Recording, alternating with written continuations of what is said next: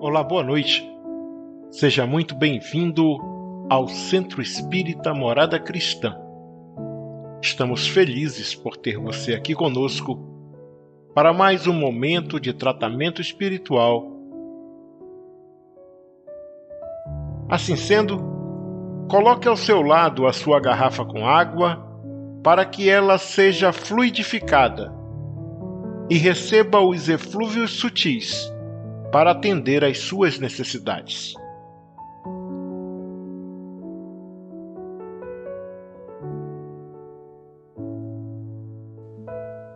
Hoje vamos iniciar o nosso tratamento com a leitura do capítulo 7 do livro Boa Nova, de Chico Xavier, pelo espírito Humberto de Campos, editora FEB, cujo título é A Luta contra o Mal. De todas as ocorrências da tarefa apostólica, os encontros do Mestre com os endemoniados constituíam os fatos que mais impressionavam os discípulos. A palavra diabo era então compreendida na sua justa acepção. Segundo o sentido exato da expressão, era ele o adversário do bem, simbolizando o termo dessa forma todos os maus sentimentos que dificultavam o acesso das almas à aceitação da Boa Nova, e todos os homens de vida perversa que contrariavam os propósitos da existência pura que deveriam caracterizar as atividades dos adeptos do Evangelho. Dentre os companheiros do Messias, Tadeu era o que mais se deixava impressionar por aquelas cenas dolorosas. Aguçavam-lhe sobremaneira a curiosidade de homem os gritos desesperados dos espíritos malfazejos que se afastavam de suas vítimas sob a amorosa determinação do Mestre Divino. Quando os pobres obsidiados deixavam escapar um suspiro de alívio, Tadeu volvia os olhos para Jesus, maravilhado de seus feitos. Certo dia, em que o Senhor se retirara com Tiago e João para os lados de Cesareia de Filipe, uma pobre demente lhe foi trazida, a fim de que ele, Tadeu, anulasse a atuação dos espíritos perturbadores que a subjugavam. Entretanto, apesar de todos os esforços de sua boa vontade, Tadeu não conseguiu modificar a situação. Somente no dia imediato, ao anoitecer, na presença confortadora do Messias, foi possível à infeliz dementada recuperar o senso de si mesma. Observando o fato, Tadeu caiu em sério e profundo cismar. Por que razão o Mestre não lhes transmitia automaticamente o poder de expulsar os demônios malfazejos para que pudessem dominar os adversários da causa divina? Se era tão fácil a Jesus a cura integral dos endemoniados, por que motivo não provocava ele de vez a aproximação geral de todos os inimigos da luz, a fim de que, pela sua autoridade, fossem definitivamente convertidos ao reino de Deus? Com o cérebro torturado por graves cogitações e sonhando possibilidades maravilhosas para que cessassem todos os combates entre os ensinamentos do Evangelho e os seus inimigos, o discípulo inquieto procurou avistar-se particularmente com o Senhor, de modo a expor-lhe com humildade suas ideias íntimas. Numa noite tranquila, depois de lhe escutar as ponderações, perguntou-lhe Jesus em tom austero: Tadeu, qual o principal objetivo das atividades de tua vida? Como se recebesse uma centelha de inspiração superior, Respondeu o discípulo com sinceridade: Mestre, estou procurando realizar o reino de Deus no coração.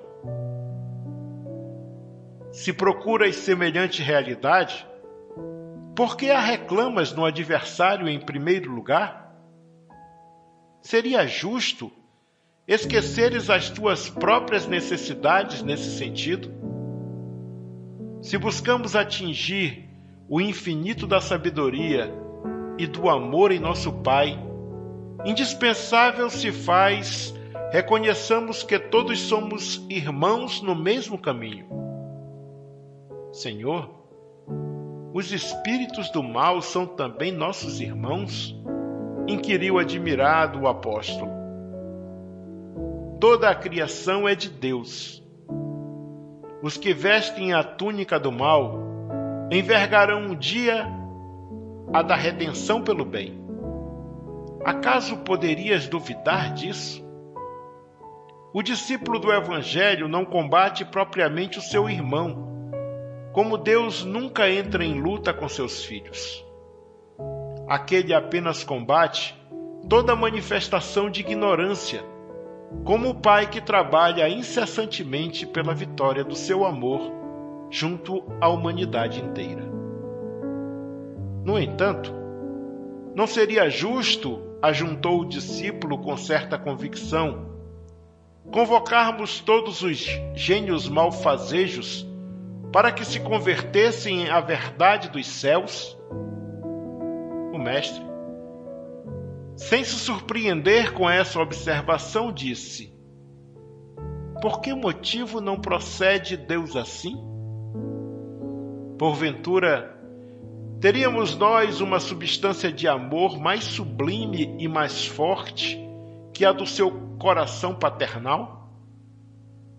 Tadeu, jamais olvidemos o bom combate. Se alguém te convoca ao labor ingrato da má semente, não desdenhes a boa luta pela vitória do bem, encarando qualquer posição difícil como um ensejo sagrado para revelares a tua fidelidade a Deus. Abraça sempre o teu irmão.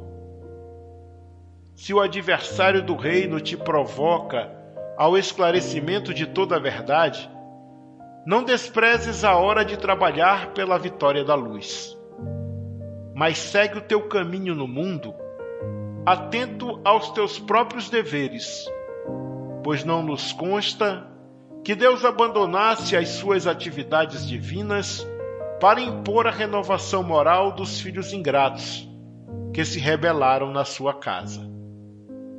Se o mundo parece povoar-se de sombras, é preciso reconhecer que as leis de Deus são sempre as mesmas, em todas as latitudes da vida.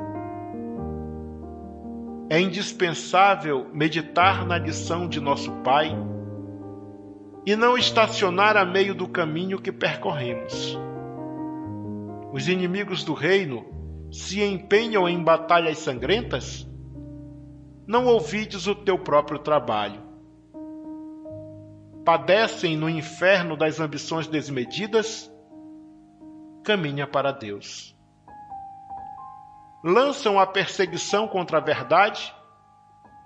Tens contigo a verdade divina, que o mundo não te poderá roubar nunca.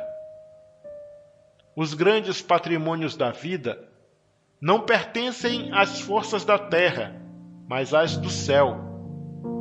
O homem que dominasse o mundo inteiro com a sua força, teria de quebrar a sua espada sangrenta ante os direitos inflexíveis da morte. E além desta vida, ninguém te perguntará pelas obrigações que tocam a Deus, mas unicamente pelo mundo interior que te pertence a ti mesmo, sob as vistas amoráveis de nosso Pai. Que diríamos de um rei justo e sábio que perguntasse a um só de seus súditos pela justiça e pela sabedoria do reino inteiro? Entretanto, é natural que o súdito seja inquirido acerca dos trabalhos que lhe foram confiados, no plano geral, sendo também justo se lhe pergunte pelo que foi feito de seus pais, de sua companheira, de seus filhos e irmãos. Andas assim tão esquecido desses problemas fáceis e singelos? Aceita a luta, sempre que forem julgados dignos dela, e não te esqueças, em todas as circunstâncias, de que construir é sempre melhor. Tadeu contemplou o mestre, tomado de profunda admiração. Seus esclarecimentos lhe caíam no espírito como gotas imensas de uma nova luz. Senhor, disse ele, vossos raciocínios me iluminam o coração, mas terei errado, externando meus sentimentos de piedade pelos espíritos malfazejos? Não devemos então convocá-los ao bom caminho? Toda intenção excelente, redarguiu Jesus, será levada em justa conta no céu. Mas precisamos compreender que não se deve tentar a Deus. Tenho aceitado a luta como o Pai me envia e tenho esclarecido que a cada dia basta o seu trabalho. Nunca reuni o colégio dos meus companheiros para provocar as manifestações dos que se compazem na treva. Reuni-os em todas as circunstâncias e oportunidades, suplicando para o nosso esforço a inspiração sagrada do Todo-Poderoso. O adversário é sempre um necessitado que comparece ao banquete das nossas alegrias, e por isso, embora não o tenha convocado, convidando somente os aflitos, os simples e os de boa vontade, nunca lhe fechei as portas do coração, encarando a sua vinda como uma oportunidade de trabalho de que Deus nos julga dignos.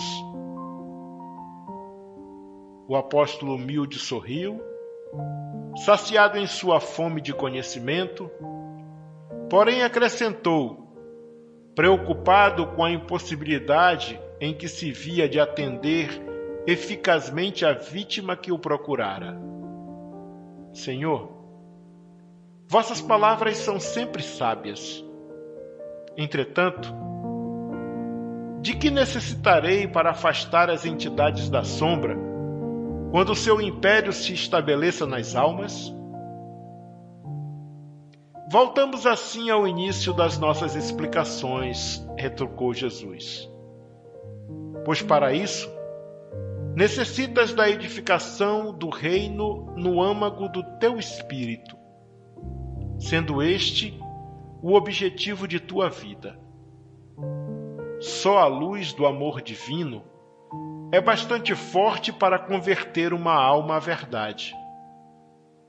Já viste algum contendor da terra convencer-se sinceramente tão só pela força das palavras do mundo? As dissertações filosóficas não constituem toda a realização. Elas podem ser um recurso fácil da indiferença ou uma túnica brilhante, acobertando penosas necessidades. O reino de Deus, porém, é a edificação divina da luz. E a luz ilumina, dispensando os longos discursos. Capacita-te de que ninguém pode dar a outrem aquilo que ainda não possua no coração. Vai, trabalha sem cessar pela tua grande vitória. Zela por ti e ama teu próximo, sem olvidares que Deus cuida de todos. Tadeu guardou os esclarecimentos de Jesus para retirar de sua substância o mais elevado proveito no futuro. No dia seguinte, desejando destacar perante a comunidade dos seus seguidores a necessidade de cada qual se atirar ao esforço silencioso pela sua própria edificação evangélica, o mestre esclareceu aos seus apólogos singelos como se encontra dentro da narrativa de Lucas. Quando o espírito imundo sai do homem, anda por lugares áridos, procurando, e não o achando, diz: voltarei para a casa de onde saí. E ao chegar, acha-a varrida e adornada. Depois, vai e leva mais 7 espíritos piores do que ele, que ali entram e habitam. E o último estado daquele homem fica sendo pior do que o primeiro. Então, todos os ouvintes das pregações do lago compreenderam que não bastava ensinar o caminho da verdade e do bem aos espíritos perturbados e malfazejos, que indispensável era edificar-se cada um a fortaleza luminosa e sagrada do reino de Deus dentro de si mesmo. Que assim seja.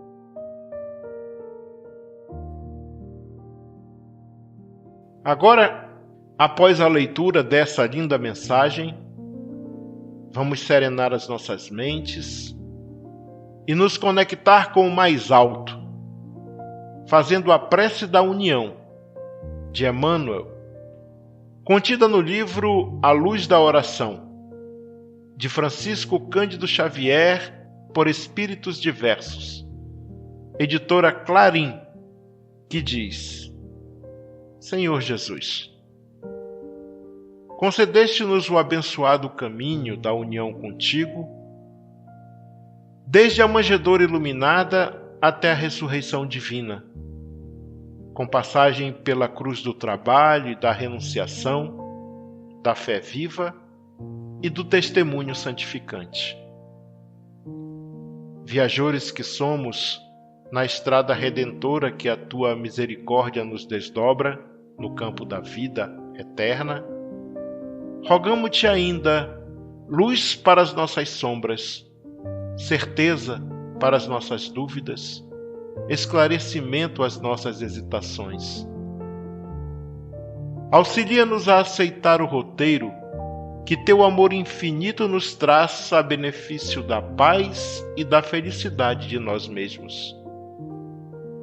Que o sacrifício seja para nós uma bênção, a luta uma escola de aperfeiçoamento sublime, o serviço a oportunidade salvadora, o obstáculo o ensinamento maior, o sofrimento um mestre sábio e eficaz. Que as nossas dores sejam emissárias de alegrias, que os espinhos da estrada permaneçam adornados de flores para os nossos corações e que os percalços e lágrimas da senda constituam renovadas esperanças para nossa alma sequiosa de tua luz. Assim te suplicamos, porque a nossa união é alegria para os tristes, vitória para os vencidos, consolo para os desesperados, sementeira de imperecível ventura para quantos prosseguem a retaguarda, aspirando um mundo melhor.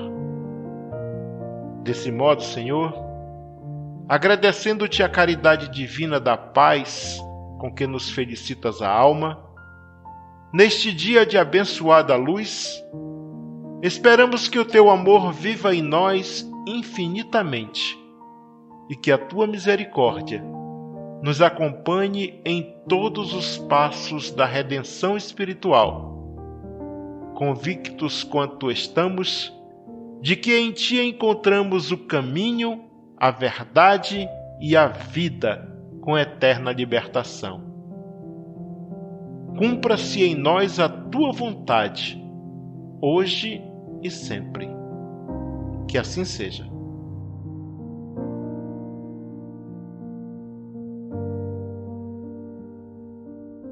Agora, meus irmãos, vamos nos recolher em prece, agradecendo a Deus por nossas vidas e pedindo os recursos necessários para nos tornarmos verdadeiros cristãos. Este é um momento de prece e reflexão sobre a passagem evangélica que foi lida e quais mudanças devemos operar em nós mesmos para nos tornarmos autênticos discípulos do Cristo. A partir de agora, você que está nos ouvindo deverá fazer as suas preces em seu favor, em favor de sua família e em favor de todos aqueles que você se comprometeu em auxiliar com suas preces e vibrações positivas. Utilize todos os recursos postos à sua disposição neste momento para se harmonizar consigo mesmo, com o próximo e com Deus. Entregue-se ao exercício da oração sincera e aos desígnios divinos, enquanto essa música suave embala suas orações. Não tenha pressa. Acaso você termine suas preces antes do fim do momento de harmonização, continue desfrutando dessa melodia terna e delicada que nos inspira os melhores sentimentos.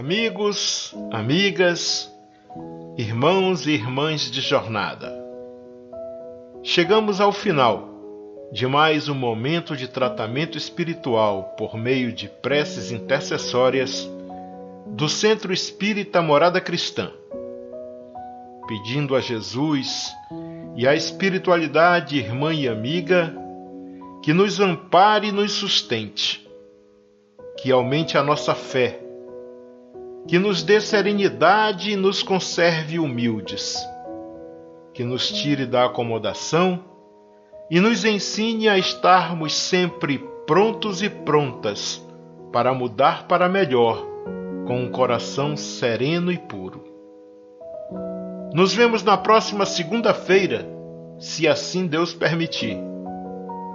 E que nessa semana de trabalho e estudo possamos espalhar amor, paz, luz e praticar a caridade, porque, como sabemos, fora da caridade não há salvação. Fiquem todos e todas com o amor de Deus. Um abraço fraterno e até segunda.